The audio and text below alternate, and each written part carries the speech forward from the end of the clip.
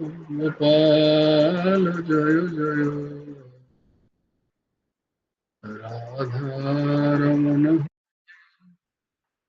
গোবিন্দ জয় জয় হে কৃষ্ণ গোবিন্দ হরে মুরারে হে নারায়ণ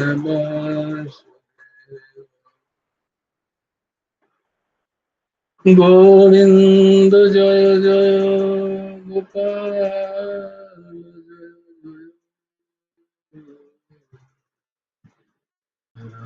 রাধারমণ হরি গোবিন্দ জয় হে কৃষ্ণ গোবিন্দ হরে মুরারে হে নাথ নারায়ণ বাসুদেব গোবিন্দ জয় জয় গোপাল জয় জয় রাধা রমণ হরি গোবিন্দ জয় জয় হে কৃষ্ণ গোবিন্দ হরে মুরারে হে নাথ নারায়ণ বাসুদেব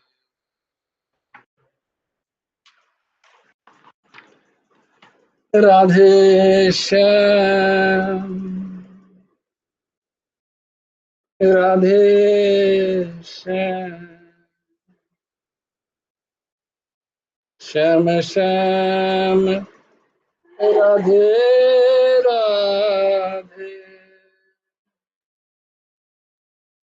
রাধে কৃষ্ণ রাধে কৃষ্ণ কৃষ্ণ কৃষ্ণ রাধে রাধে রাধে শ্যাম রাধে শ্যাম শ্যাম শ্যাম রাধে রাধে রাধে কৃষ্ণ রাধে কৃষ্ণ কৃষ্ণ কৃষ্ণ রাধে রাধে রাধে শ্যাম রাধে শ্যাম শ্যাম শ্যাম রাধে রাধে রাধে কৃষ্ণ রাধে কৃষ্ণ কৃষ্ণ কৃষ্ণ রাধে রাধে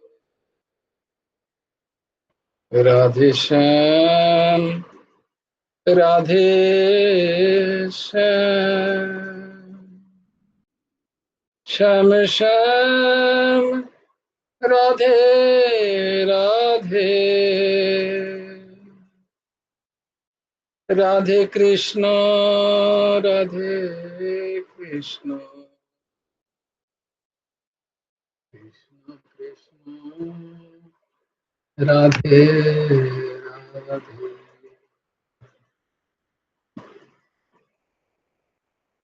ওম সচ্চিদানন্দ রূপায় बुद्धि साक्षिणी श्री हेमंताय वरिष्ठाय नमो क्लिष्ट परमणे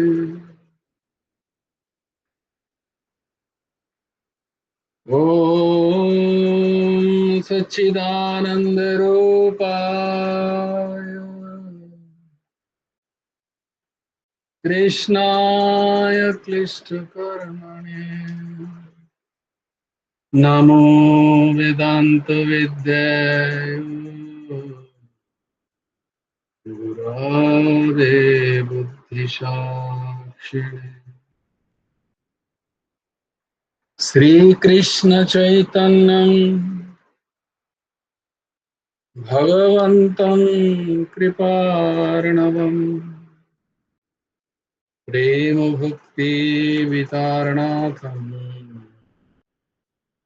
गौरीश्वरततारयः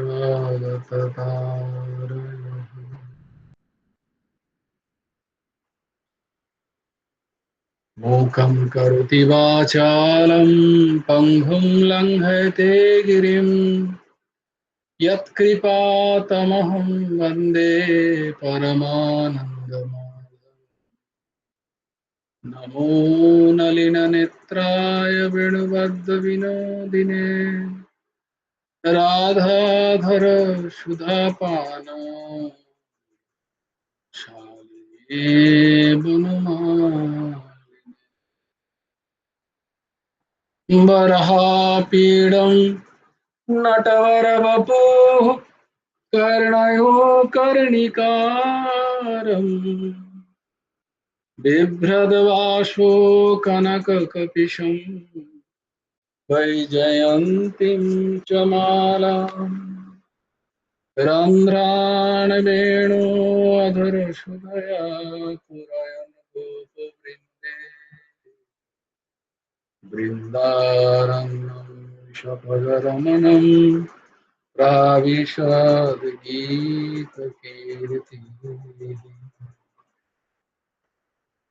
बर्हापीडभिरामं मृगमदतिलकं कुण्डलक्रान्तगण्डम् कञ्जाक्षं कम्बुकण्ठं स्मितशुभगमुखं स्वाधरेण्यस्तवेणु श्यामं शान्तं त्रिभङ्गं रविकरवसनं कुशितं वैजयन्तं वन्दे वृन्दावनस्थं युवतिशतवृतं ब्रह्मगोपाल वन्दे वृन्दावनगुरुं कृष्णं कमललोचनं पीताम्बरं घनश्यामं वनमालाविभूषितं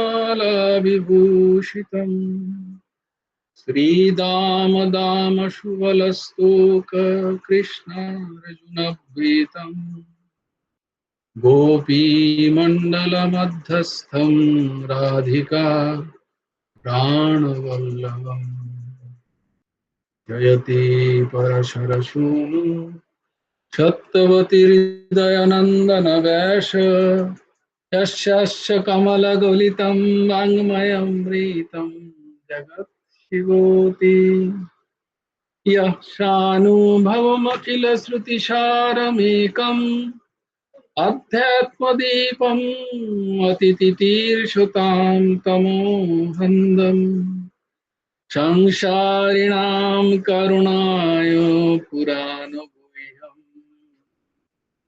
तं वैश्वसमुपयामि गुरुं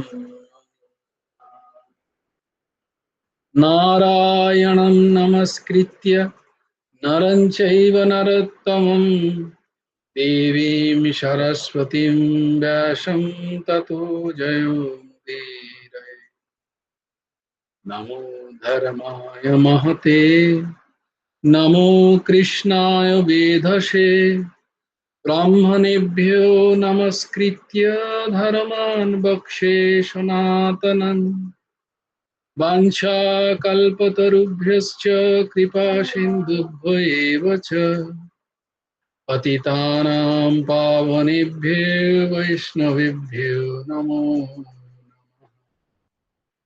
तत्रैव गङ्गा यमुना च तत्र गोदावरी तत्र सरस्वती च सर्वाणि तीर्थानि वसन्ति तत्र यत्राच्युतदार कथा प्रसंग तुलसी काननं यत्र यत्र पद्मावनानि च पुराणपठनं यत्र तत्र सन्निहितो हरिः मधुरमधुरमेतं मङ्गलं मङ्गलानां सकलिनिगमावल्ली सत्कलचित्स्वरूपम् सकृदपि परिगीतं श्रद्धया विलयवा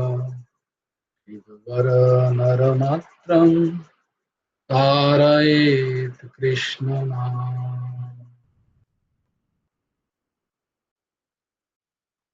পবিত্র নৈমিষারণ্য ক্ষেত্রে শনকাদি ঋষিবৃন্দ শ্রীমদ্ ভাগবত হরিকথার শ্রোতা বক্তা হচ্ছেন রোমহর্ষনন্দন। রোমহর্ষণ মুনি রোমহর্ষণের নন্দন মানে পুত্র, যশোদানন্দন তেমনি রোমহর্ষনন্দন কে উগ্র শ্রবাসুত ব্রহ্মশাপগ্রস্ত মহারাজ পরীক্ষিত হস্তিনার গঙ্গোপকূলে প্রায় উপবসনে উপবিষ্ট হয়ত প্রশ্ন করিলে পর তৎপ্রশ্ন উত্তর দানে শ্রীমদ্ ভাগবতের আমরা কি করছি,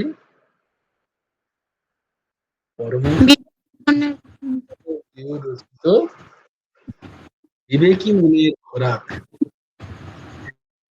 আমাদের ভাগবতী কথা প্রসঙ্গ আলোচনা হচ্ছে। তো বস্তুত সবই তো সেই ব্যাস ভগবানেরই কৃতি। তেমনি ভগবান সাক্ষাৎ পরমহংস ঠাকুর শেষে হেমন্তদেব জিও রূপে এসেও তার সমস্ত গ্রন্থাবলিতে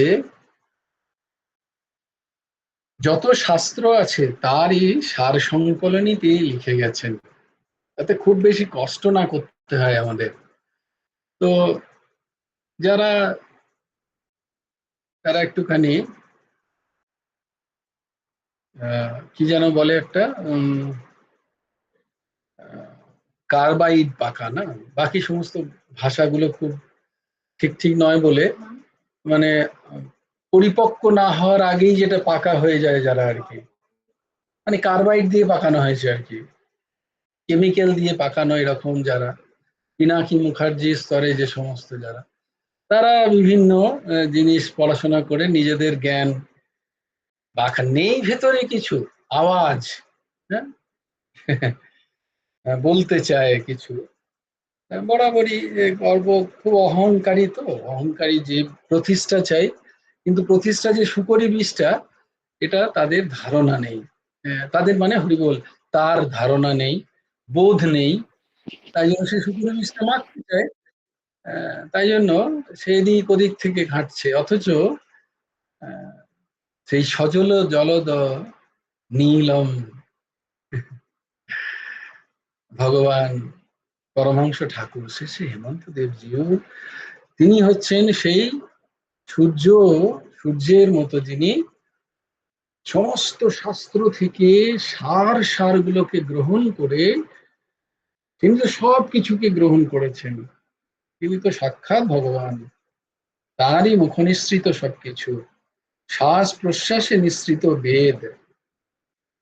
তিনি দুর্মতি, আমার মতো যারা কুমতি, দুর্মতি, কদাচারী, ব্যভিচারী জীবেদের জন্য তার এই ছোট ছোট বইগুলোকে, পুস্তকগুলোকে রচনা করে গেছেন, যে এইগুলো পড়লেই মানুষের জীবনের যদি কেউ একটু একটা বই একটি বইকেও যদি কেউ সাহারা করে নিতে পারে তাহলে তার জীবন পাল্টে যাবে, এর মধ্যে কোনো সন্দেহ নেই, এর মধ্যে কোনো সন্দেহ নেই। দেখো আমাদের শুধু বিবেকী মনের খোরাকি আমরা এখনো পড়ে উঠতে পারলাম না। কবে থেকে আমরা শুরু করেছি, প্রথম কবে শুরু করেছি তোমাদের দাগ দেওয়া আছে নাকি? 31/7/25 আমার একটা দাগ দেওয়া আছে, আমি দেখছি প্রথম পাতাতে একটা লেখা আছে, গীতা ক্লাসে এটা পড়েছি। দেখো আজও আমি এই একটা পাতলা ছোট বই পড়ে শেষ করতে পারিনি। মানে ভাবো এর গভীরতা কতটা এক একটা শব্দের। আর এইটাকে যদি কেউ একটি বাক্যকে সে জীবনে গ্রহণ করে নেয়, হুম, তার জীবন পাল্টে যাবে, জীবন আনন্দময় হয়ে যাবে, জীবন সুখময় হয়ে যাবে। তাই এই দাস তো টিকিট বিক্রি করছে, তোমরা তো টিকিট নিয়ে বৃন্দাবনে চলে যেতে পারো। আহ, বলে তুমি কি হয়েছে, তোমার কি হয়েছে, বিন্দু মাত্র হয়নি, এর মধ্যে স্বীকারের অস্বীকারের কোনো জায়গা নেই। তাই যন্ত্রকে ধরো না, যন্ত্র তো খালি বকছে বকর বকর বকর বকর, কিন্তু সেই যন্ত্র দিয়ে যারা শুনছে, তোমাদের মতো অতি অতি পুণ্যবান যারা, বস্তুতঃ বস্তুতঃ একটা কথাও তোমাদের প্রশংসার জন্য বলছি না আমি, বিন্দু মাত্র এর মধ্যে কোনো তোমাদের অহম পুষ্টির জন্য বলা নয়।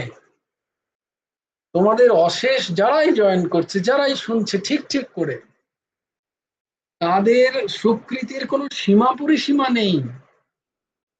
তারা বহু বহু পুণ্য কর্ম করেছে, তবে গিয়ে তারা আজকে এগুলোর শ্রবণ করতে পারছে, এতে কোনো সন্দেহ নেই, এটা তোমাদের বলার জন্য নয়, তোমাদের অহম পুষ্টির জন্য নয়, এটাই হচ্ছে কথা, এটাই স্বাভাবিক। যে কোনো মহাপুরুষকে জিজ্ঞেস করো, কোনো সদ্গুরু যদি কখনো পাও, তারা এই কথাই বলবেন, কারণ এই কথাতে মন ভেজে না। সেখানে তোমরা এত কষ্ট করে প্রত্যেক দিন এই সৎসঙ্গে আসছো, শ্রবণ করছো, এ চরম স্বীকৃতি ছাড়া হয় না। কি বলছেন তুলসীদাসজি মহারাজ, যে বিनु सत्संग विवेक ना होई। लेकिन सत्संग कैसे मिलता है, सत्संग की করে পাওয়া যায় না, রাম কৃপা বিনা মিলে না সই। তো রাম কৃপা তো আর এমনি এমনি হয় না, করে পাওয়া যায়। হ্যাঁ, করে পাওয়া যায়।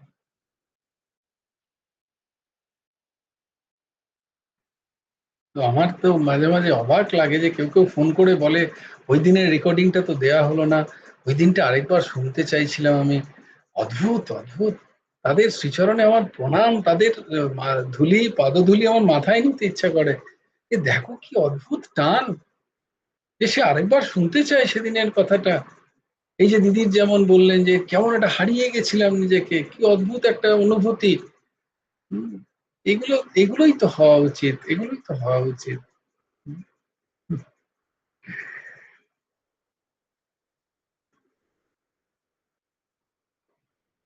দেখো আমরা সেদিন ভক্তি নিয়ে কথা বলছিলাম তো, এখানে আগের পাতাতেই কিন্তু ভগবান লিখেছিলেন সাধন ভক্তি এবং সাধ্য ভক্তি। তোমাদের বললাম না একটা একটা হচ্ছে একটা পরাভক্তি এবং একটা সাধন ভক্তি কথা সেদিন বলা হচ্ছিল না, যে ভক্তি দুই প্রকার হয়। তো ভগবান লিখেছেন এই বইয়ের ঠিক আগের পাতাতে, 20 পাতাতে। তো বলছেন যাহার দ্বারা সাংসারিক কর্ম হইতে বিতরাগ হইয়া কেবল ভগবৎ সম্বন্ধীয় জপ ধ্যান কথা কীর্তন ইত্যাদি কর্ম করা হয়, তাহাকে নিবৃত্তিগত ভক্তিযোগ বলে। এইটি ব্যবহার ত্যাগ করিয়া পরমাত্মার লক্ষ্যে চলা। এটি ব্যবহার ত্যাগ করিয়া পরমাত্মার লক্ষ্যে চলা। এখন প্রশ্ন হচ্ছে যে এটা এটা যখনই আমরা শ্রবণ করব, দেখো আমাদের যেন বোধটা খুব স্বচ্ছ থাকে। তো যখনই এটা কেউ শ্রবণ করবে, তখন ফট করে তোমাকে প্রশ্ন করবে তাহলে কি আমরা সংসারের কাজ করব না, আমরা কি চলে সংসার ছেড়ে দেবো, আমরা কি স্ত্রী পুত্র পরিবার কন্যা যারা আছে তারা ছোট ছোট বাচ্চা, তাদেরকে ছেড়ে দিয়ে কি আমরা ভজন জপ সাধন করতে যাব? খাবার কে জোটাবে? ভগবান জোটাবেন? গুরুদেব এসেন কি জোটাবেন? হ্যাঁ, এই এই প্রশ্নটাই আসবে তোমরা যখনই যদি কাউকে কখনো বলো, বা তোমরা যদি কখনো জপ ধ্যান করো, তাহলে প্রথম প্রশ্নই তোমাদেরকে তথাকথিত যারা ভোগবাদী, যারা ভোগের মধ্যেই নিজেদের ইন্দ্রিয়কে নিমজ্জিত করতে চায়, তাদের প্রথম প্রশ্নই আসে, হ্যাঁ, এই জপ ধ্যান করলে কি ভগবান খাবার দেবে? হ্যাঁ, তোমাদের কিন্তু এর স্থিরতা, এর এর একটা ব্যাখ্যাটা যেন খুব স্পষ্ট হয় তোমাদের কাছে।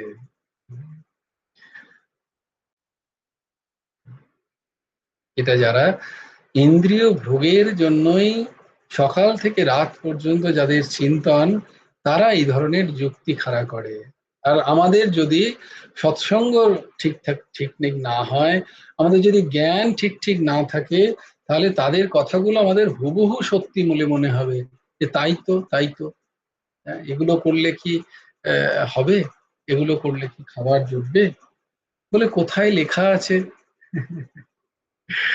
যে এগুলো করলে খাবার জুটবে আর বাকিগুলো খাবার জুটবে না? হ্যাঁ, এই ধরনের ব্যাখ্যাটা তুমি কোথা থেকে পেলে? আমি কি বলেছি তোমাকে? তাহলে তুমিই বা উপনীত হচ্ছ কি করে? হ্যাঁ, যে আমি শুধু জপ সাধনই করছি, আমি কোনো কর্ম করছি না, বা আমার কর্মটাও জপ নয়, সাধন নয়। কারণ তুমি জানো না, তোমার জ্ঞান নেই। তোমার অজ্ঞান তুমি আমার উপরে চালিও না। এটা যদি জানতে চাও তাহলে বসো। কেউ কেউ দেখবে চায়ের টেবিলে শুরু করে দেয় আধ্যাত্ম কথা। এই দুদিন আগেই একজন আমাকে বললো অফিসে বসে, আরে স্যার थोड़ा बताइए गीता के बारे में। बोले भाई क्या बताऊं, गीता के बारे में क्या बताऊं? बोले नहीं, आज आप तो गीता का क्लास लेते हैं, फेसबुक में आता है आपका। मतलब मेरे को तो कुछ पता ही नहीं है यार गीता के बारे में, मतलब क्लास कैसे ले लेते हैं? तो बोले बच्चा, अगर जानना है तो फिर अलग जगह होना चाहिए, ये जगह सही नहीं है। गीता कोई गीता कोई गॉसिप नहीं है कि तुमको ऑफिस में मैं समझा दूं। ये चीज होना चाहिए। এর থেকে বোঝা যায় যে তোমার গভীরতা আছে, তুমি সব জায়গায় বকার জন্য নও, তুমি খেলনা নও, তোমার জব সাধনা কোনো নাটক নয়, তোমার তার মধ্যে যুক্তি আছে, দৃঢ়তা আছে, তোমার ব্যক্তিত্ব আছে সেখানে। এটা যদি তুমি দেখাতে পারো, যে কোনো সামনের মানুষ সে যত আহ, অনৈতিক পথেই হাঁটুক না কেন, সে চুপ হয়ে যেতে বাধ্য। কারণ তুমি সত্যকে ধরেছো, সে অসত্যকে ধরে আছে। অসত্যের খুব বেশি আহ, টেকে না, সত্যই টেকে। তাই তোমার মধ্যে, আগে তোমার মধ্যে, আমার তোমার মানে, মানে আমি আমাকে বলছি আগে, তোমার মধ্যে স্বচ্ছতা হওয়া চাই। না হলে এই সমস্ত ঢেউগুলো যখন আসে, আমারও মনের মধ্যে মনে হয় তাই তো বাপু, এরা তো ঠিকই বলছে, ঠিকই বলছে, ঠিকই বলছে। কারণ আমার সৎসঙ্গ নেই। আমি ব্যাপারটাকে আলাদা মনে করেছি।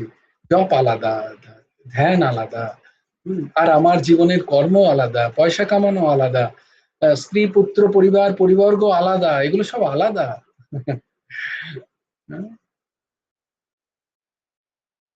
তাই গুরু ভগবান বলছেন, ব্যবহার রাখিয়া সাধন ভোজন করাকে প্রবৃত্তিগত, আর ব্যবহার ত্যাগ করিয়া সাধন করাকে নিবৃত্তিগত ভক্তিযোগ বলা হয়। তাহলে আমরা ভক্তিযোগের দুটো জায়গা পেলাম, একটা প্রবৃত্তিগত, একটা নিবৃত্তিগত।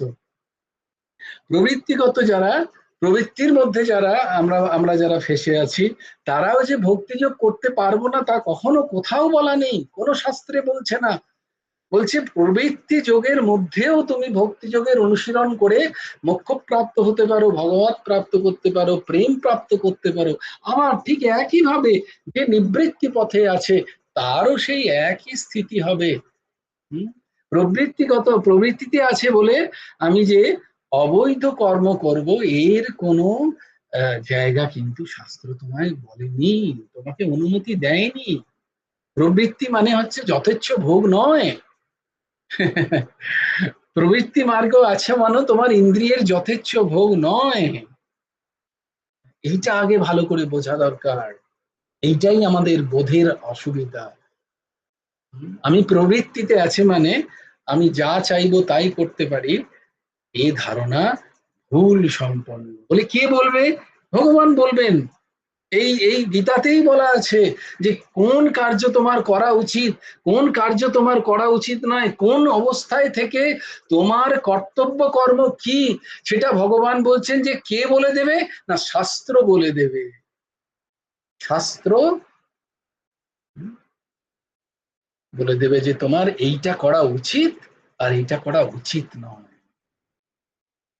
তুমি যদি শ্রবণ করো তাহলে প্রবৃত্তি মার্গে থেকেও তুমি ভগবত প্রাপ্তির অধিকারী হতে পারো। আর যদি তুমি না শ্রবণ করো তাহলে তো কোটি কল্প ঘুরছো, আবার ঘুরবে। অসুবিধা কিছু নেই। ভগবান বলছেন খুব সুন্দর খেলো, আমার তো খেলতে খুব ভালো লাগে। তাই বলছেন মনু মনু জন প্রভৃতি রাজা প্রবৃত্তিগত ছিলেন, সনকাদি সুখদেব প্রভৃতি নিবৃত্তিগত ছিলেন।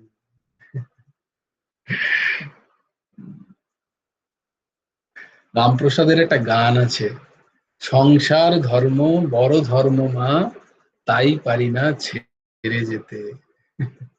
কিন্তু আমরা কজন বুঝি সংসার ধর্মটা কি? রামপ্রসাদ বলছেন সংসার ধর্ম মানে এই নয় যে পতি পুত্র স্ত্রী কন্যা ঘর বাড়ির আসক্তিতে ফেসে থাকাটা সংসার নয়। সংসার ধর্ম কি কখনো প্রশ্ন করেছে কি শাস্ত্রকে, কোন মহাপুরুষকে, যে হ্যাঁ গো সংসার ধর্মটা কি? সংসার ধর্মটা কি এইটা? হ্যাঁ? বিবাহ, সন্তান উৎপত্তি, আর তারপরে ভোগের মধ্যে নিজের জীবন নিজের ইন্দ্রিয়গুলোকে ফাঁসিয়ে রাখা, আর ছটফট করা, সেখানে ঝগড়া ঝাঁটি অশান্তি করা, এটা সংসার নাকি? এটা সংসার ধর্ম?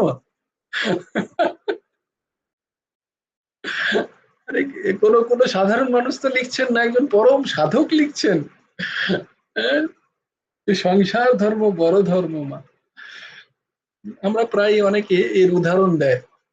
সাধক রামপ্রসাদ বলে দিয়ে গেছেন সংসার ধর্ম, আর তুমি বলছো বৈরাগ্য নিয়ে আসতে।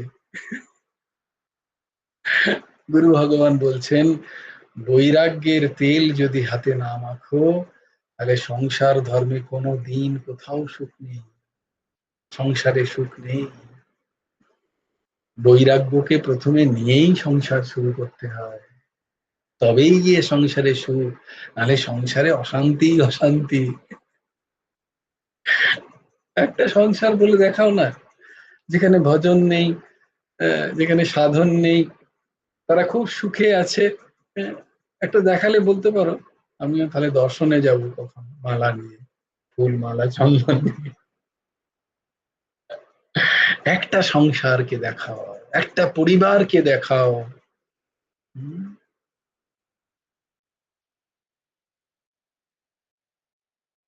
যেখানে শাস্ত্র চর্চা নেই, যেখানে সাধু সঙ্গ নেই, যেখানে সৎসঙ্গ নেই। আমি বলছি না, গুরু ভগবান বলছেন। পাঁচটা জিনিসের কথা তিনি বলছেন, যেটা আমি তোমাদের এই চারটের মধ্যে বলেছি। একই কথা সবাই বলছেন, সব মহাপুরুষরা। গুরু ভগবান কি কি বলছেন? না, সাধু সঙ্গ, সৎসঙ্গ, কৃষ্ণ সেবা, ভাগবত পাঠ, ওই সাধ্যায় চলে আসে, ভগবান নাম, আর কি ব্রজে বাস, ব্রজে বাস। ব্রজে বাস মানে জানো তোমরা কি ব্রজে বাস? হ্যাঁ, ব্রজের মানে কি কে বলবে বলো? আমি এরপর থেকে একজনকে। হ্যাঁ, বাহ। হ্যাঁ, ব্রজের সংজ্ঞা কি? বিগত রজ, হ্যাঁ, রজ, বিগত রজ। বাহ বাহ, ভেরি গুড, ভেরি গুড। বিগত রজ,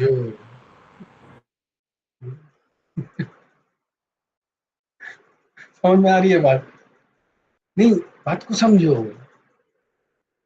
जितना तमोগুণ अंदर যত বেশি হবে তত তোমার এই কথা হবে, এটা হচ্ছে নিয়ম।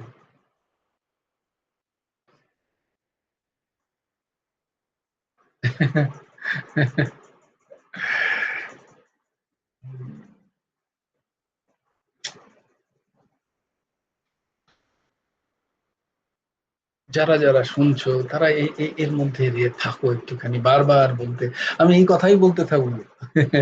আমি যন্ত্র না, নাহলে যন্ত্রকে ধরবে ভগবান।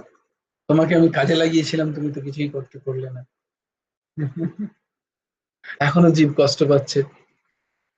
পাওয়ার তো কথা নয়। পাওয়ার তো কথা নয়। যদি অনুসরণ করে কেউ, আহ, যদি অনুসরণ করে, পাওয়ার কথা নয় কষ্ট। কারণ এইসবের একমাত্র উদ্দেশ্য হচ্ছে শাশ্বত শান্তি, নিত্য সুখ, ঐকান্তিক দুঃখ নিবৃত্তি। এটা এটা এটা সবাই বলেন। এবার কেন বলছেন? শুধু কি বলে যাচ্ছেন? না, তারা উপলব্ধি করেছেন, তারা পেয়েছেন। কে বলছেন তোমাদেরকে? আপামর জনসাধারণকে তারা নিজেরা উপলব্ধি করে বলছেন যে যদি এগুলো করো কি পাবে? শাশ্বত শান্তি পাবে। যে শান্তির জন্য তুমি ছটফট করছো সেটি পাবে, সেটা সম্ভব পাওয়া। দুঃখ নিবৃত্তি সম্ভব বলে কি করে বলছো দুঃখ নিবৃত্তি সম্ভব? এত যন্ত্রণা, এত কষ্ট, ত্রিতাপ খেয়ে ফেলছে, বলছে এগুলোর কোনো অস্তিত্ব নেই। বলছে আমি আপনাকে মানি না। কে বলে জানো? আহ, দূর, এরকম হয় নাকি? এবং কোনো ছোট বাচ্চাকে যদি তুমি বলো কোনো একটা কথা, সে যেমন বলবে না তোমাকে, এটা তুমি একদম মিথ্যে বলছো, একদম তুমি এটা মিথ্যে বলছো। তো আমার মনে আছে, আমি বারবার ওই উদাহরণ দিচ্ছি। আমার বড় ভাগনা যখন খুব ছোট ছিল, আহ, বড় ভাগনা আমার জামাইবাবু হচ্ছেন ডাক্তার, তো তিনি তাকে সাইন্টিফিক্যালি বোঝাচ্ছেন যে গ্রহণ কি করে হয়। তো বললেন না, তুমি ঠিক বলতে পারছো না, তুমি ঠিক হচ্ছে না তোমার, আমি মায়ের কাছে শুনবো। ওই মা এইটুকু তো, না না, এটা এটা ঠিক না, এরকম হয় নাকি তোর? তো আমাদের স্থিতি হচ্ছে এরকম, আমরা অবোধ তো, আমাদের সৎসঙ্গ নেই। তো কেউ যদি সত্যি কথা বলে, কেউ বলে তোর এত এত অশান্তি চারিদিকে, আর তুমি বলছো দুঃখ নিবৃত্তি হয়, এটা ওটা হতেই পারে না, কি যে বলছো তুমি।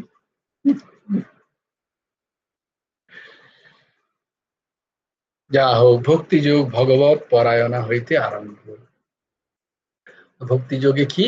আমি কৃষ্ণ সেবা চাই একটুখানি, ভগবত পরায়ণতা চাই, একটু ভগবানের সাথে যোগ সাজস, একটু তাকে নিয়ে থাকা, বাহ্যিক ভাবে, বাহ্যিক ভাবে। গুরু ভগবান বলছেন এখানে যদি কেউ বলে আমি অন্তর দিয়ে করি, তাহলে সেটা ভণ্ডামো মাত্র। একবারে স্পষ্ট বলছেন, ওসব ভণ্ডামো।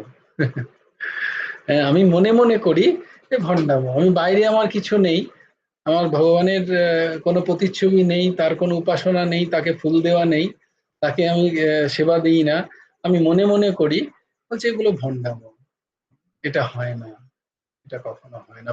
বরং বরং বাইরে করি ভেতরে হচ্ছে না, সেটা মেনে নেওয়া যায়। কিন্তু ভেতরে যার হচ্ছে তার বাইরে হচ্ছে না, ও কঠিন জিনিস। ও সিদ্ধ মহাপুরুষদের স্থিতি। আমাকে একজন বলেছিলেন প্রচন্ড অশান্তিতে ভুগছে দেখছি অফিসে, ঝগড়াঝাটি অশান্তি। তাকে আমি বললাম যে কেন এরম করছেন? আলটিমেট তো শেষের দিনের শেষে তো অশান্তিটা তো আপনার মধ্যেই আসছে, আপনি কেন এগুলো করছেন? বলে না না, এসব আমি সবই করি, কিন্তু আমার ভেতরে একদম শান্তি। তাহলে তো আপনি অতি প্রণম্য ব্যক্তি, উনি তো সিদ্ধ স্থিতিতে পৌঁছে গেছেন। আমার বলাটা একেবারেই ভুল হয়েছে, এটা সিদ্ধ স্থিতি, সব ফালতু কথা বলে লাভ নেই। সিদ্ধ স্থিতি, সিদ্ধ মহাত্মারা ওটা করতে পারেন একমাত্র, বাইরের আচরণকে সংবরণ করে ভেতরে নিরন্তর করা, এটা সিদ্ধদের স্থিতি। আমরা যেন ওই ট্র্যাপে না ফেসে যাই। বলো ঊর্ধ্বসীমা।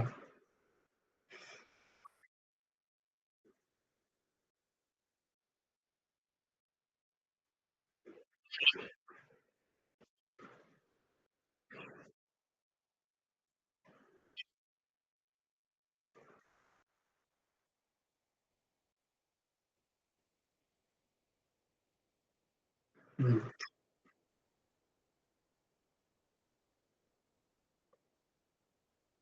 আহা, আহা, আহা, আহা। আমার তো পরের শব্দটা শুনে গায়ে কাঁটা দিচ্ছে। ঠাকুর ঠাকুর কি বলছেন যে মানুষ জীবন কিসের জন্য? একমাত্র এই তনুকে ভাগবত পরায়ণ করা। তোমার কথায় আসছি আমি।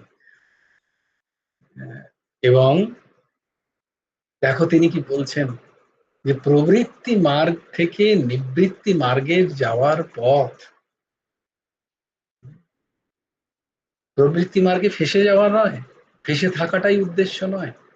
এর থেকে নিবৃত্তি মার্গ, কারণ নিবৃত্তি তো হচ্ছেই, নিরন্তর নিবৃত্তি হচ্ছে। আমরা মানতে চাইছি না, যাই আমরা ভয় লাগে আমাদের।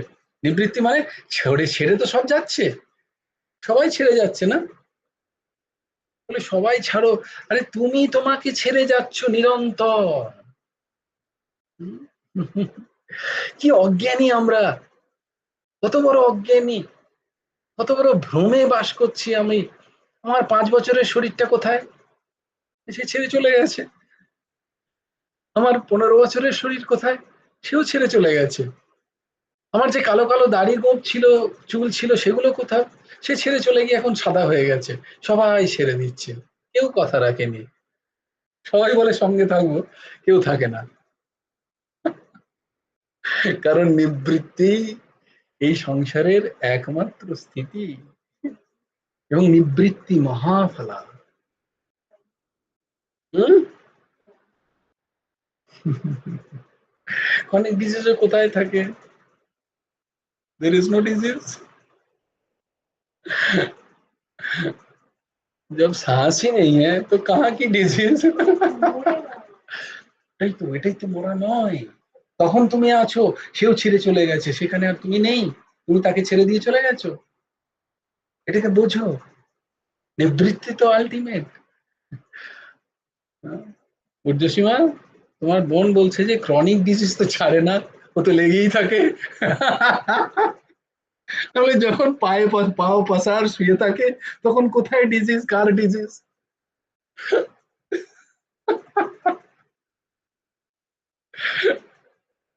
তো পিপিলিকার মানে হচ্ছে ধীরে ধীরে, আস্তে আস্তে। যেমন পিপিলিকা প্রচন্ড দৌড়তে, প্রচন্ড তেজ তো দৌড়তে পারে না, একটা জায়গা থেকে যেতে সে কিন্তু ওইটুকু ছোট ছোট পায়েরই সাহারা নিচ্ছে, কিন্তু সে লক্ষ্যর দিকে যাচ্ছে। এটা ওকে বলে পিপিলিকা মার্গ। পিপিলিকা মার্গ মানে ধীরে ধীরে ধীরে ধীরে এগোনো। খুব খুব খুব সত্তর নয়, খুব তাড়াতাড়ি নয়, জাম্প দেওয়া নয়। হ্যাঁ, হঠাৎ করে আমি বেদান্তের সবকিছু পড়তে রাখলাম, বেদ বেদান্ত উপনিষদ পড়তে লাগলাম, ভাবলাম আমার জ্ঞান হয়ে যাবে। হয় না এভাবে, এটা হয় না। তাই জন্যই প্রবৃত্তি মার্গের শ্রেষ্ঠতর কথা বলা হয়। নিবৃত্তি মার্গ অত সোজা নয়। নিবৃত্তি মার্গেতে প্রচুর বিধি, বিধি থেকে নিষেধ অনেক বেশি আছে, সেই নিষেধ মানা খুব কঠিন হয়। তাই জন্য প্রবৃত্তি মার্গ থেকে ঢুকে সেখানে আস্তে আস্তে আস্তে আস্তে আস্তে নিবৃত্তির দিকে যাওয়াটা একটু সোজা হয়, একটু সহজ হয়। কারণ পিপিলিকার মানে প্রত্যেক দিন একটু একটু করে, একটু একটু করে, একটু একটু করে তার ত্যাগের প্র্যাকটিস, অভ্যাস। আর সেই অভ্যাসটাকে আস্তে আস্তে অভ্যাস যোগে পরিণত করা।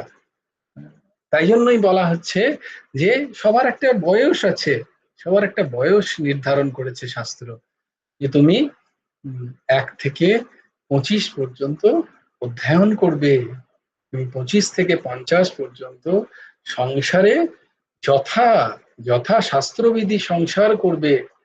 50-এর পর থেকে 75 পর্যন্ত তোমার বনে গমন করা উচিত। কেন? না, তোমাকে নিজেকে তৈরি করতে হবে। কিসের জন্য? মহানিবৃত্তির জন্য, সন্ন্যাসের জন্য, সম্যক ন্যাসের জন্য 75 থেকে 100 সন্ন্যাস গ্রহণ করা। আর এই সন্ন্যাস হট করে সংসার থেকেই দুম করে সন্ন্যাস হয় না। হ্যাঁ? হঠাৎ করে বিরক্তি হওয়া খুব কঠিন। তাই জন্য দেখো 50 থেকে 75, 25 বছর বলছে প্র্যাকটিস করো। বন মানে কি? বন মানে হচ্ছে সংসারের আসক্তিকে ত্যাগ, ধীরে ধীরে ধীরে ধীরে ধীরে ধীরে। বনগমন মানে গুরুদেব বলছেন যে 50-এর পরে, যারা যারা 50-এর পরে তারা শুনছো, এই দাসও 50-এর পরে। তাই জন্য আগে তো এই দাস শুনছে। আমি বলছি না, গুরুদেবের লেখা আছে কথা, একদম প্রেসক্রিপশন শুনে নাও। শান্তি চাই না তোমাদের? প্রেসক্রিপশন শোনো।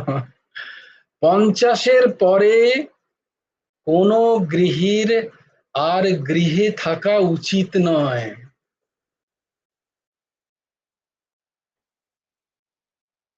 সস্ত্রীক, একদম গুরুদেব ভগবান লিখছেন, সস্ত্রীক তার আশ্রম বাস করা উচিত, ধর্মাচরণ করা উচিত, তার ধর্মাচরণে মন দেওয়া উচিত, আশ্রম আদিতে গিয়ে বাস করা উচিত। আচ্ছা, কোন সময় লিখছেন তিনি? কোনো গুরু ভগবান তো তিনি কোনো উপনিষদ যুগের ঋষিমুনি তো ছিলেন না। তিনি এই সময়ের জন্য লিখছেন। যদি না করো, ভয়ঙ্কর কথা লিখছেন সেখানে, ভয়ঙ্কর কথা।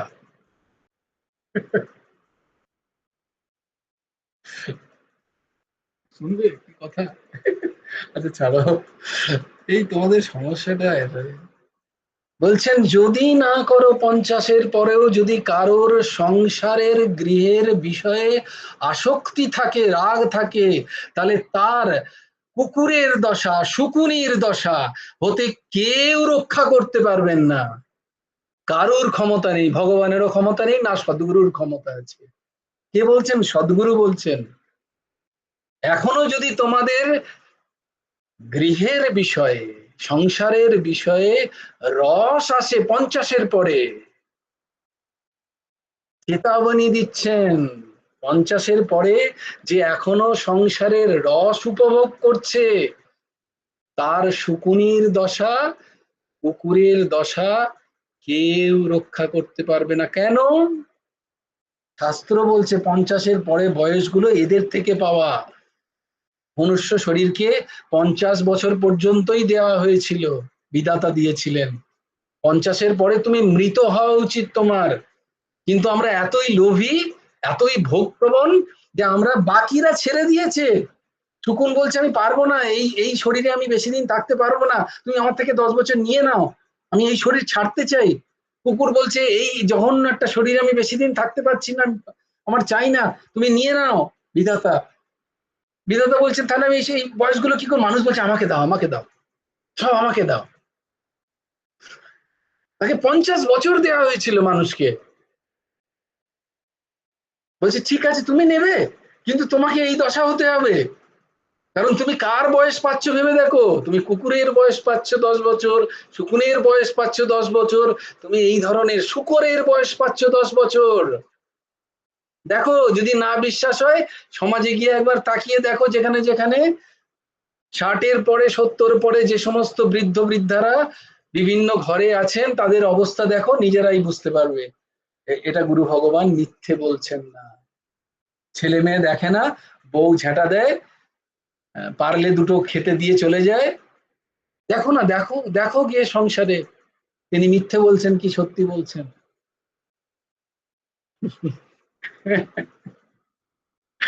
কাকে জাগাবে? আগে আমরা জাগি তো সেই। 25 থেকে 50, 50-এর পরে বৈরাগ্য, বৈরাগ্য, উচ্চতাম উচ্চতাম শুরু করো, না হলে দশাই বসে আছে, কারুর ক্ষমতা নেই তোমাকে রক্ষা করা। এটা ওই পুত্র সন্তানের দোষ নয়, বারবার বলছি, কারুর দোষ নয়, ওই তোমার বৌমার দোষ নয়, তোমার মেয়ে, তোমার কন্যা, তোমার পুত্র, তোমার জামাতা, এদের দোষ নয়। দোষ তোমার, তুমি ছাড়ার প্র্যাকটিস করনি, শাস্ত্র যা বলেছে সেটা শোনোনি, গুরুদেব আঙুল দিয়ে বলে দিয়ে গেছেন তুমি এরকম জীবন করো, তুমি শোনোনি, তুমি সংসারের মধ্যে ভেসে আছো চিট হয়ে, আর তুমি ওই দশা ভোগ করবে না তাই হয়, কারণ মহাপুরুষ বলছেন।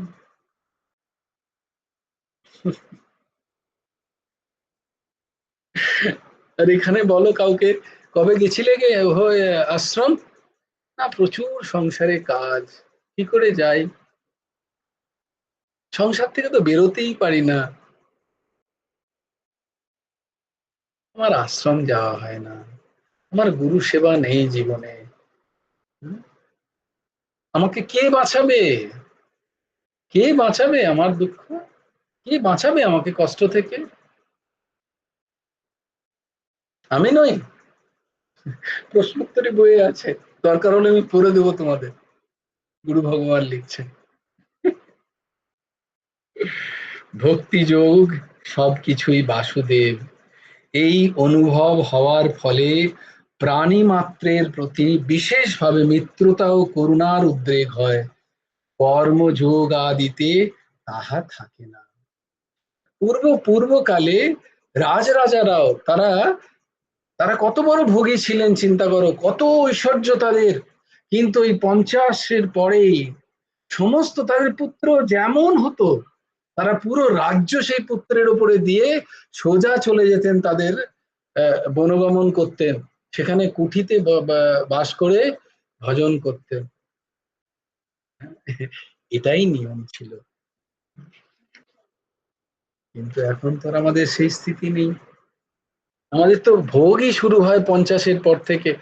হ্যাঁ, একজন কে বললো যেন 65-তে, আহ, আমি তো আবার বিবাহ করেছি, বাহ, অতি উত্তম, আপনি তো প্রণম্য, আপনি প্রণম্য, উদ্ধার করেছেন একজনকে। अब बताओ, এই স্থিতিতে তো যদি এই দাসের মতো কোনো যন্ত্র কিছু বলে ফেলে, তো কত কত কঠিন, কত কঠিন, তাকে তো লাঠি পেটা খেতেই হবে, তাই জন্য কি হয়, তারা চুপ হয়ে যায়, দু একবার বলবে, তারপরে বলবে চুপ হয়ে যায়, তাদেরকে বলতে গেলে তারা অনেক বেশি বোঝে, তাই কাউকে বলা নয়, নিজের বিবেককে জাগরণ করো, কাউকে বলা নয় ওর হচ্ছে না এটা নয়, আমার হচ্ছে না, আমি নিজেকে তৈরি করি আগে, সৎসঙ্গ করছি আমি আমার জন্য, অন্য কাউকে বলার জন্য নয়, নিজের মনের সেই স্থিতি আসছে কিনা। Yes, Kolapika Mukherjee is telling something. Tell me. হুম, এই দেখো, কলাপিকা মুখার্জির মনে আছে হায়ার সেকেন্ডারির হিস্ট্রি গল্পে, হিস্ট্রিতে ইতিহাসের এইটের হিস্ট্রি মনে আছে ওর, যে চন্দ্রগুপ্ত মৌর্য সম্রাট, তিনি 52-তে সংসার ছেড়ে দিয়ে চলে গেছিলেন সাধন করতে। এটাই নিয়ম, এই জন্যই এই জন্যই চতুর্বর্ণ আর চতুর আশ্রমের ভাগ, হিন্দু ধর্ম নয়, ধর্মটা হচ্ছে সনাতন, আর নাম হচ্ছে চতুর্বর্ণ চতুর আশ্রম। কিসকো সমঝায়, গুরু ভগবান বলছে কাকে বোঝাতে যাব বলো, কে বুঝবে আমার কথা, কে শুনবে আমার কথা, ঠাকুর খুব আক্ষেপ করতেন মাঝে মাঝে, আমার কথা কে শুনবে, কেউ শোনে না আমার কথা, আর যন্ত্রণায় ছটফট করে ঠাকুরের কাছে সবাই আসতেন, ঠাকুর নির্বিকার, কি করবেন।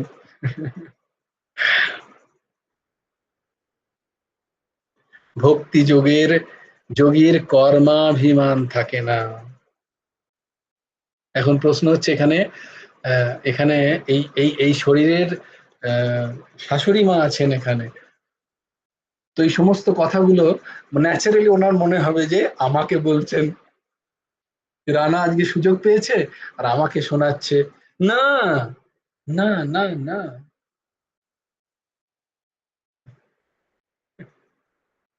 আমাদের প্রত্যেকেরই তাই মনে হয়, বলো রমাদি? হ্যাঁ, জয়গুরু রাখুন স্যার। বলছি যে আমি বলছি যে আমাদের স্যার শুধু আমাদেরকেই বলেন। সবার স্থিতি ওরকম। রমাদি ভাবছে ভাই আমাকেই বলছে বোধহয় ভাই।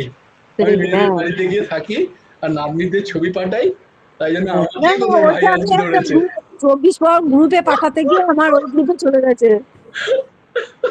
আমি দেখেছি, কালকে দেখেছি। না, বলছি যে খুব আমাদের সুন্দর তো একটা প্রশ্ন এখানে এসছে, আগে আমি তার সমাধানটা করে দিই। বেশ। এখানে কলাপিকার দিদা, মানে এই এই এই শরীরের শাশুড়ি মা বলছেন যে আমরা কোন বনে যাব। বনের ব্যাখ্যা বোধহয় সৎসঙ্গে তো হয়েছে না বারবার, খানিকক্ষণ আগেও আমি বললাম, উনি তখন ঘুমোচ্ছিলেন। তো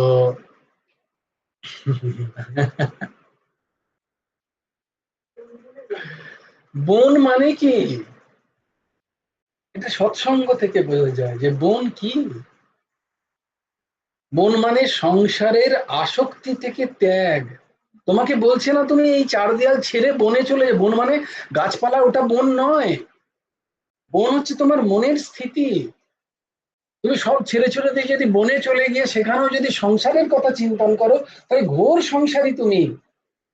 আর এই সবের মাঝখানে থেকেও যদি তোমার আশ্রমের চিন্তন হয়, গুরু ভগবানের চিন্তন হয়, এসবের আসক্তি থেকে তোমার মন যদি একেবারে দূরে সরে যায়, তাহলে তুমি ঘোর বনবাসী।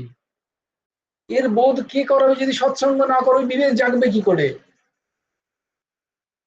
বন মানে বনে যেতে বলছে না কেউ। এখন কোথায় বানপ্রস্থ পাবে, এখন কোথায় বন পাবে? বন মানে ওই বনের কথা বলছে না। ওই বনে গিয়েও সে বনে নেই যদি সে সংসারের কথা চিন্তন করে। আমার ছেলের কি হচ্ছে গো, আমার নাতিটার কি হলো গো, এটা যদি তার চিন্তন হয়, তাহলে সে তার ওই গভীর বনে গিয়েও তার কোনো লাভ নেই। ওই বনে যেতে বলছে না তো। বন যাওয়া মানে হচ্ছে আসক্তি ত্যাগ, রাগ ত্যাগ, বিষয়কে ত্যাগ, বিষয়ের ভোগের ইচ্ছাকে ত্যাগ, এটাকে বন যাওয়া বলে। আমার এখন আর অন্য কোনো কর্ম নেই ভজন ছাড়া। আমার এখন একমাত্র কর্ম হচ্ছে যেন তেন প্রকারেণ কৃষ্ণ মনোনিবেশয়ে। এছাড়া আমার কিছু শোনার নেই, কিছু করার নেই। এইটা হচ্ছে বনে যাওয়া। বুঝতে পারলাম? হ্যাঁ, এইটা। তো বনে যাওয়া মানে এইটা। আর যদি না যাই, তাহলে আমার দশা ওই রকমই হবে।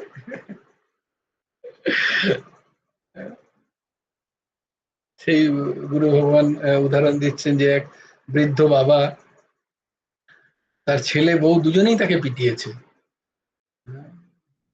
বলেছে বোধহয় আমার সম্পত্তি তোরা ভোগ করছিস আর আমাকেই খেতে দিস না। কে শোনে আর, দুজনেই পিটিয়েছে। সে খুব মনোকষ্টে তার ঘরের বাইরে নাচে বসে আছে, সন্ধে সন্ধে অবস্থা। আর বসে মানে প্রচন্ড তার অবস্থা যে আমাকে দেখো, এই ছেলেকে আমি মানুষ করলাম কোলে পিঠে, আর সে আমাকে মারছে আজকে। হুম,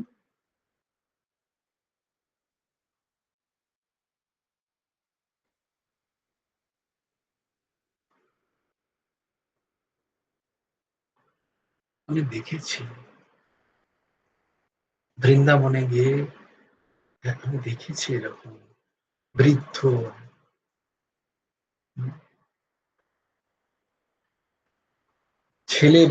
ছেলে বউ গেছে ঘুরতে। আমার দেখা ঘটনা আমি তোমাদের বলছি, কোনো শোনা ঘটনা নয়। ছেলে বউ মাকে নিয়ে গেছে ঘুরতে বৃন্দাবনে। হ্যাঁ, আমি আসছি বলে, বসো এখানে আমি আসছি বলে ওইখানেই রেখে দিয়ে চলে গেছে বৃন্দাবনের রাস্তায়। পুত্র ভেবো না তোমার পুত্র আলাদা কেউ, বা তোমরা যারা পুত্র কন্যা আছো ভেবো না নিজেরা খুব আলাদা কেউ। যদি না সৎসঙ্গ করো, যদি না ভজন করো, আমাদেরও স্থিতি ওই একই। যেদিন নিজেদের ভোগে বাধা হবে আমার পিতামাতা, আমারও মনে হবে এদেরকে ছেড়ে দিতে পারলেই ভালো হয়, নাহলে কবে মরবে রে, আমার ভোগে বড় বাধা হচ্ছে। ভেবো না যে সে খারাপ আমি ভালো, না না না।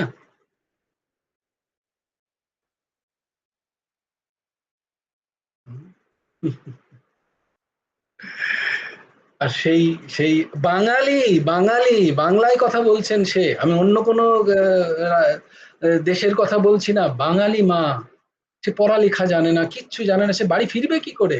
সে জানেই না সে তার বাড়ি কোথায়, তার গ্রামের নাম, তার গ্রামের নামটুকু হয়তো সে জানে কোনো রকম, সেটাও হয়তো জানেন না। তার আর ফেরা হয়নি।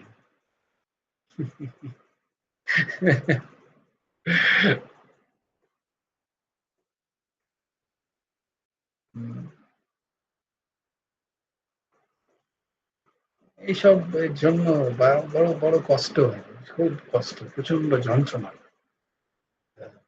কিন্তু ভাই, জয়গুরু রাধেশ্যাম, এই চিত্র তো আমাদের প্রতি ঘরে ঘরেই। আর ছাড়ো, আমার নিজের মনের দশা এইরকম, আমি অপরকে দেখে কি করব?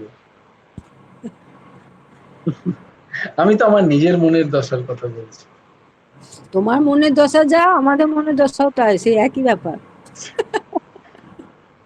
তো এই তো আমাদের মনের দশা, একটু ভোগে ব্যাঘাত হলে সে যেই হোক না কেন, সে যেই হোক না কেন। হ্যাঁ, সুপর্ণাদি প্রথম হাত তুলেছে, তারপরে শর্মিলা। বলো দিদি, হ্যাঁ, তুমি কি বলতে চাও? হ্যাঁ, জয়গুরু রাধেশ্যাম। বলছি হুম। ভাই, ওদের ছেলের কোনো পাপ লাগবে না, এই যে মাকে বসিয়ে ঘোর দিয়ে চলে অপরাধ, এলো? ঘোর অপরাধ, তবে ঘোর অপরাধ, নরকের কীট হয়ে জন্মাবে। তারও তো সন্তান আসবে, তারও তো আর সন্তান ছেড়ে ঘোর নরকের কীট হবে সে। এটাই জানছিলাম। একদম। মাতা পিতাকে যদি সেবা না করতে পারে পুত্র সন্তান, তবে তাহলে তার দশা অতি অতি, কারুর ক্ষমতা নেই। এটাই প্রশ্ন ছিল। নরকের কীট হবে দিদি, কোনো সন্দেহ নেই। কিন্তু কে বোঝে? রক্ত যখন সচল, ভোগ প্রবৃত্তি যখন প্রবল, তখন এসবের জ্ঞানের কথা কে শোনে? কজন সৎসঙ্গ করছো? এই তো দেখো না, আমাদের গ্রুপে প্রায় 100-200 জন। আমি কি বলি, আবার কথা বললি আমার শাশুড়ি মা ভাববে আমাকে বলছে। আমার পরিবারেরই কেউ নেই এখানে, দুজন মাত্র পরিবার, মানে একদম কাছে, তারা শুধু জয়েন করে কারণ যেহেতু আমাকে সৎসঙ্গটা করতে হয় বলে।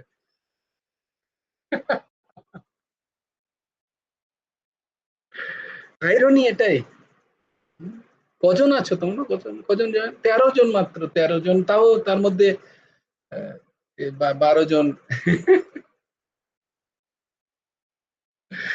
বিবেক জাগবে কি করে সৎসঙ্গ না করলে? আমি অপরকে বিবেক দিয়ে দিতে পারি, বলে দিতে পারি তোর এই ভুল হয়েছে। আমার কি কি ভুল হয়েছে এটা বলার জন্য সৎসঙ্গ চাই, আয়না চাই একটা, যার সামনে দাঁড়াতে হয়। আমি বলে দিতে পারি সামনের লোকটাকে আঙুল দেখিয়ে, তুই এই খারাপ, তুই ওই খারাপ, তোর এই ভুল, তোর তাই ভুল। তোমার কোনো ভুল নেই। তুমি কখনো দেখেছো নিজেকে আয়নার সামনে দাঁড় করিয়েছো? কোন আয়না? বিবেকের আয়না। বিবেক কোথায় পাওয়া যায়? সৎসঙ্গে। বিবেক কোনো বাজারে পাওয়া যায় না, বিবেক সৎসঙ্গে পাওয়া যায়। আমরা কেউ সৎসঙ্গ করি না, আর আমার বিবেক তৈরি হয়ে যাবে, আমি আমাকে দেখতে শুরু করব, এত মহান হয়ে যাব আমি। তাই জন্য বলা হয় একটু সৎসঙ্গ করো ঘরে, একটু নিজে প্র্যাকটিস করো সৎসঙ্গের।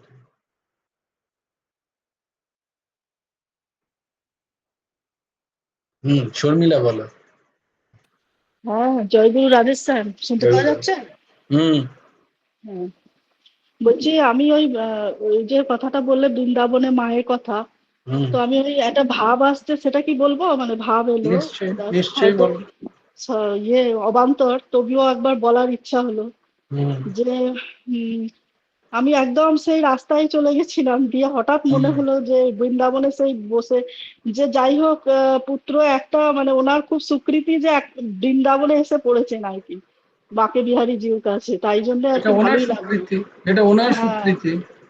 মায়ের ছেলের তো যা হবার হবেই, হুম, কিন্তু মায়ের অনেক স্বীকৃতি বলতে হবে যে আমার নিশ্চয়ই। সেই বৃন্দাবনে যদি গিয়ে পড়েছেন। অবশ্যই যদি বৃন্দাবনে দেহ প্রাপ্ত হয়, তাহলে হুম, অতি অতি অতি তার কল্যাণ কল্যাণ নিশ্চয়, এটা তোমার একটা সুন্দর ভাব। এটা তো তার সুকৃতির ইয়েতেই কিন্তু তৈরি তার করেছে মনের মধ্যে পিতাজি। যে যে ভাবটা তার মধ্যে জাগবে, কিন্তু সেটাও হ্যাঁ, তখনই সম্ভব। দেখো তোমাকে হ্যাঁ, আরেকবার বলি, বৃন্দাবনের একটা কথা সুন্দর করে শুনে নাও।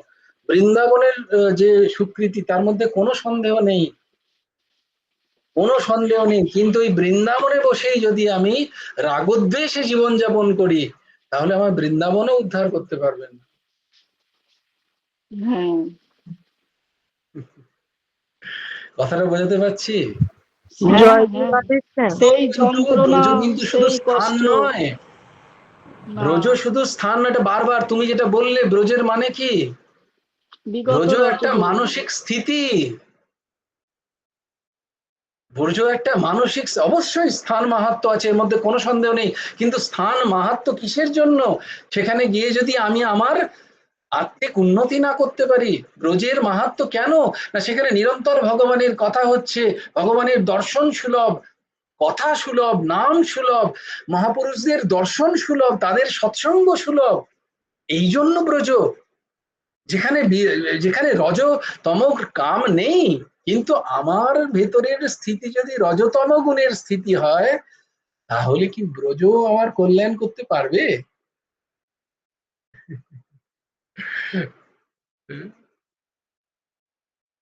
যদ্যপি ব্রজের ব্রজের মহিমার কোনো তুলনা নেই, কোনো তুলনা নেই, এর মধ্যে কোনো সন্দেহ নেই। যেমন গঙ্গা মাইয়ার কোনো তুলনা নেই, কিন্তু তোমাদের উদাহরণ দেওয়া হয় কি হয় না? হ্যাঁ, যার মনেই মন যদি কুবৃত্তিতে গঙ্গা গঙ্গা মায়ের প্রতি তার যদি সেই শ্রদ্ধাই না থাকে, তোমার যদি ব্রজের প্রতি সেই শ্রদ্ধাই না থাকে, তুমি কি করে বিগত রজ হবে? তুমি কি করে বিরজা নদী, বিরজা নদী পার করবে? তুমি কি করে চতুর্ভুজ রূপ ধারণ করে বৈকুণ্ঠে বাস করবে? রজগুণ তো যেতে হবে, তমগুণ তো জয় যেতে গুরু হবে। রাধে শ্যাম ভাই। বলছি হ্যাঁ। গুরুদেব এতে লিখেছেন না ভাগবতে, হম। যে একজন মহিলা যা চুরি করার স্বভাব ছিল, যে সে বৃন্দাবনে গিয়ে চুরি করবে কি করে, সেই জন্য এর ব্যাগে ওর জিনিস, ওর ব্যাগে তার জিনিস, এরকম করে নিজের মনটাকে মানিয়েছিল যে হম। এটাও আমার একটা চুরি করা হলো। হম। হম। ঊর্ধ্বসীমা কি বলছো বলো?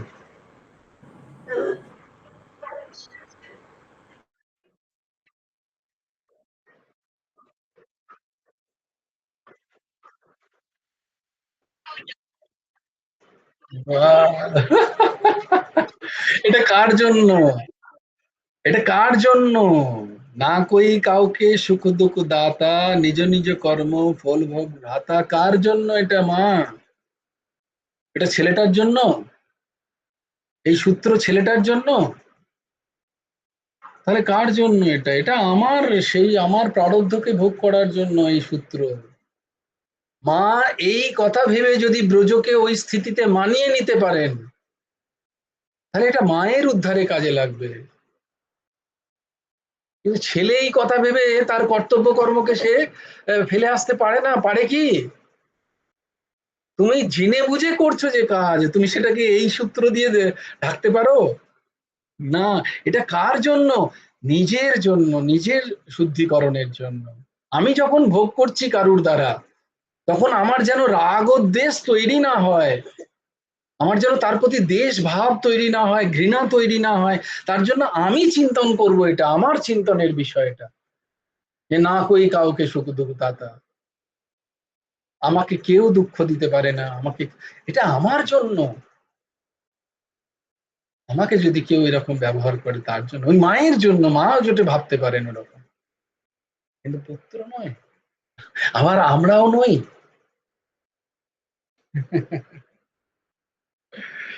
বুঝতে পারছি? আমি ওটাকে, ওই ছেলেটাকে বলতে পারি না,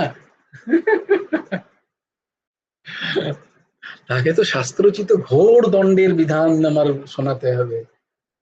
অত সোজা নয়। তখন তাকে বলতে হবে, হম, কোন কথা? কল্প কোটি শতৈরপি অবশ্যমেব বক্তব্যম কৃতম কর্ম শুভাশুভম। শুভ অশুভ কর্ম যা তুমি করেছো, ভুগতে হবে তোমায়।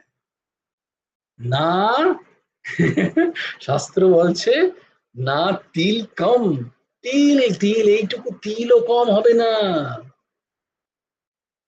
বিধান এমন, ঢাকার কোনো জায়গা নেই। ভেবো না যে ওই পায়রার মতো চোখ বন্ধ করলে বিড়াল তোমায় দেখতে পাচ্ছে না। এক একটা শুভ অশুভ কর্মের ভোগ ভুগতেই হবে।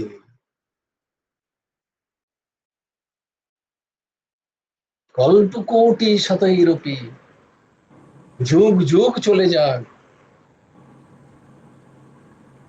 কর্ম তো ছেড়ে কথা বলবে না কাউকে, গুরু ভগবান লিখছেন। তাই সাবধান, তাই সাবধান। বলছি ভাগবতে তো বলে দেওয়া আছে যে যারা মা বাবাকে সেবা করবে না তারা, তাদের মাংস কেটে তাদেরকেই খাওয়ানো হবে। বেশি বলতে যাও না, তোমারই না মাংস তোমাকে খাইয়ে দেয় কেউ, না এখনকার যা দশা। না, আমি পড়েছি তো, লেখা আছে তাই বলছে। বলে দরকার হলে তুমি সেবা করো আমার মা বাবার, এরকম বলে দেবে তোমাকে। তো তাই জন্য কারোর দোষ নিও না, সবাইকে হাত জোর করে বলো বাবা এরকম করতে নেই, তোরই কষ্ট হবে, মা বাবা কত কষ্ট করেছে তোর জন্য, আজকে তুই এরকম করিস না, একটু কষ্ট সহ্য কর মা বাবার জন্য। কারণ সে প্রথম হইতেই ভগবদ নিষ্ঠ হয়, আর যদি কোনো কারণে অভিমান আসেও যায় তথাপি তাকে নাশ করবার দায়িত্ব শ্রী ভগবানের, ভক্তের নয়। ভক্তি মার্গেই একটা সুবিধা, কারণ ভক্তি যোগী শ্রী ভগবদ নিষ্ঠ, যেখানে ভক্তের সঙ্গে ভগবানের ঘনিষ্ঠ সম্বন্ধ, সেখানে ভগবানের গুণ দেখা যাইলেও স্তুতি প্রার্থনা বা প্রশ্ন কিছুই থাকে না। কারণ যখন আমি ভগবানের এবং ভগবান আমার, এখন ভগবানের বৈশিষ্ট্য কি যা আমাতে নাই? ভগবানের সহিত ভক্তের যে ঘনিষ্ঠতা, আত্মীয়তা, ঐক্য, প্রেম থাকে, তাতে ভগবান বিশেষ আনন্দ পান, খুব আনন্দ পান। ভগবানের এই আনন্দে ভক্তও আনন্দ পায়, ভক্তের নিজের কোনো আনন্দ নেই, তখন ভক্ত ভগবান এই প্রেম মাধুর্যে ডুবে থাকেন। বলো আমরা কি চাই না একটা প্রেম মাধুর্যে ডুবে থাকতে? হ্যাঁ, কে চাই না বলো? কিন্তু কিন্তু আমাদের সেই চেষ্টা থাকে না, আমাদের সেই চেষ্টা নেই। বেশ, জয় জয়। শুক্লাদি কিছু বলতে যাচ্ছিলে? হ্যাঁ দিদি বলো, তুমি কিছু বলতে যাচ্ছিলে। জয়গুরু রাধেশ্যাম। হ্যাঁ না, মানে আমি ওই তুমি আগে বললে না, সেই প্রসঙ্গে বলতে যাচ্ছিলাম যে আমরা ওই ছোটবেলায় লীলা মজুমদারের একটা গল্প পড়েছিলাম।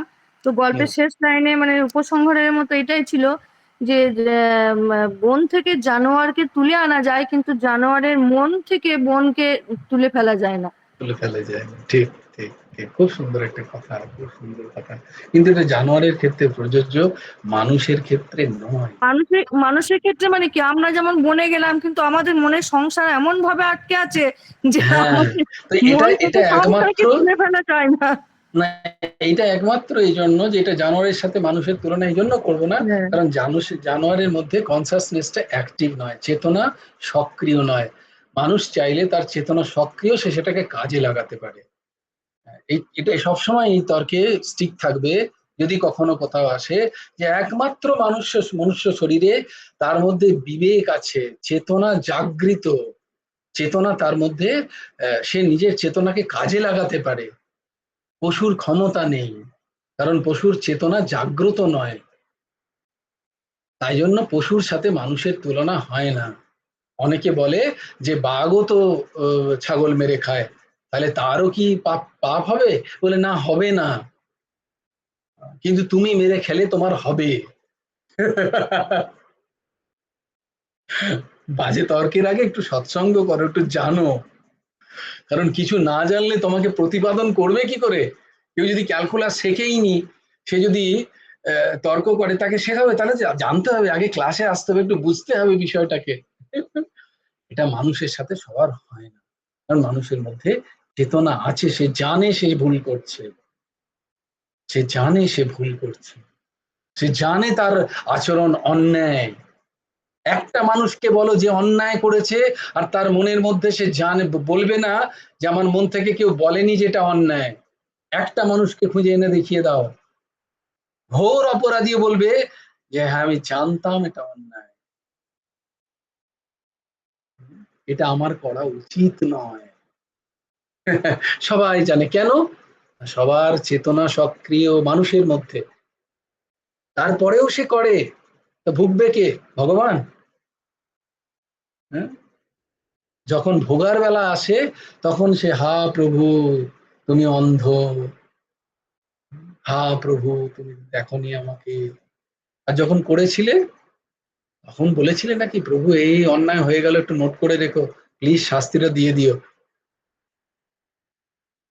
তখন বলেছিলেন না না এই কোন রকম একটু কাটিয়ে দিলে হয় না?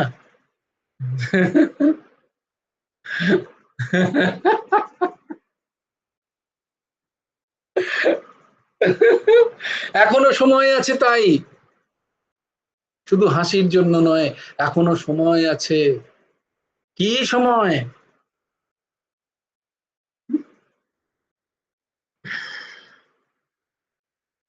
সর্বধর্মান পরিত্যাজ্য মামেকম শরণং ব্রজ, अहम त्वाम सर्व पापेभ्यो मोक्षयिष्यामि मा शुचः। আমি তোমাকে মোক্ষ প্রদান করব। হ্যাঁ মা, কন্যা কুসুম মা তুমি লেফট হয়ে যাও। ভগবানের কথাটা একটু বিশ্বাস করো, ভগবানকে একটু বিশ্বাস করো, গুরু ভগবানের শরণাগত হয়ে যাও, এর নিরন্তর নাম জপে লেগে যাও। তুমি ভাবছো তুমি কর্ম করছো তোমার সংসারে, তোমার ক্ষমতা আছে করার? যে বায়ু ভেতরে যাবা, যে বায়ু বাইরে আসছে সেটাই ভেতরে যাবে, তার ক্ষমতা নেই তোমার গ্যারেন্টি দেওয়ার। আর তুমি ভাবছো আমি সংসার করছি? কত বড় মূর্খতা! নিজের মূর্খতাকে বোঝো। মানে আমি বুঝি আর কি, আমি ভাবছি আমি করছি, আমি না করলে খেতে পাবে না, আমি চাকরি না করলে এরা আমার উপরে আশ্রিত, আমি চাকরি না করলে এরা খেতে পাবে না।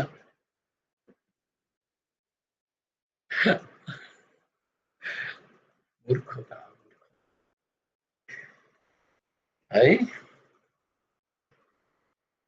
भजन में लग जाओ सब लोग। খুব খুব নাম করো। ভগবান বলছেন, আমি বলছি না, ভগবান দায়িত্ব নিচ্ছেন, করছেন তিনি। কর্তব্যতার কর্তৃপণতার অভিমান ছাড়ো, আর ভগবানের দাস দাসী হও। সংসারের কর্তা কর্ত্রী হতে যেও না, ভগবানের দাস দাসী যত হতে পারবো আমরা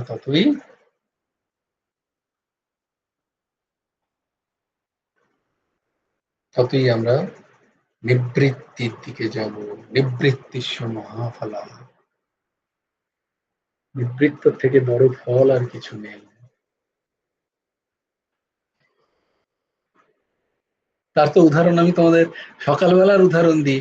জেনারেলি বেশ কিছুক্ষণ না খেয়েও থাকতে পারবে, কিন্তু যদি পেচ্ছাপ পায়খানা একবার আটকে যায়, ডাক্তারবাবুদের জিজ্ঞেস করো, খুব বেশিক্ষণ শরীরে বায়ু থাকবে না।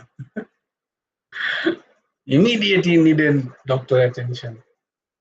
তুমি উপোস করে কিছুক্ষণ থাকতে পারবে কিছু ইনটেক না করে, কিন্তু কিছু আউটলেট যদি একবার আটকে যায় তাহলে খুব নিবৃত্তি। দেখেছো?